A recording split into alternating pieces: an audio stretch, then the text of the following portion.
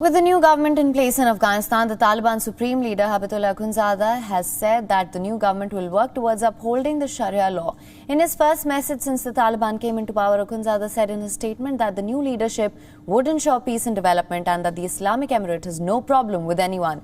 He also said that all will take part in strengthening the system and will rebuild our war-torn country. I'm quoting here. Akhundzada's statement also gave a few indicators on how the new government plans to rule on foreign policy. The statement read that Afghanistan wants a healthy relationship with the world based on mutual respect and said it was committed to upholding all international laws and treaties not in conflict with the Islamic law. It also assured that the country would not be used to harm any other country and promised the safety of all foreign diplomats, NGOs and businesses in the country. On education, it said that the aim here is to provide a healthy environment for both religious and modern sciences, but within the Sharia framework. Now, the Taliban has already banned mixed university classes and said that men and women would be segregated all the way from primary school to university. On media, the new government has promised to work towards improving the media quality and said that it is their duty to have impartiality in broadcasts, but with the caveat that it should be in line with both Islamic law and take into account national interest. That is the common denominator here. But despite promising freedom, 14 journalists, both Afghan and foreign, were detained briefly and their cameras confiscated while covering protests in Kabul on Tuesday.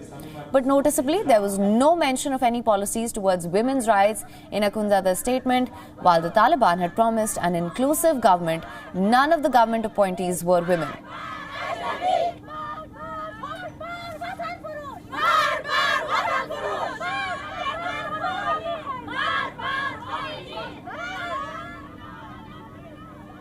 In fact, all the top positions were handed to the leaders from the movement and the Haqqani network, the most violent branch of the Taliban, known for its devastating attacks.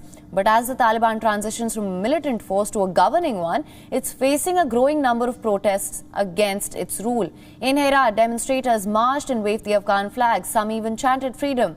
2 people were reportedly killed as the Taliban dispersed the crowd. Similarly, hundreds gathered at several rallies in Kabul, a show of defiance unthinkable under the last regime.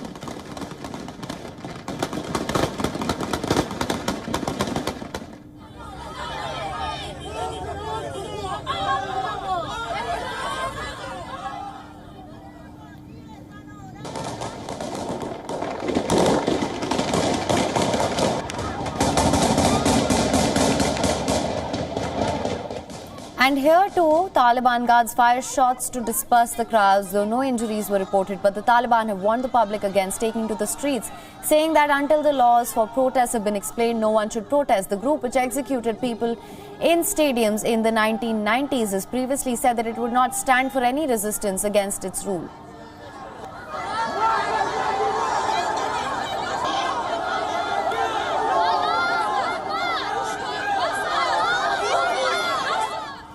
WION is now available in your country. Download the app now. Get all the news on the move.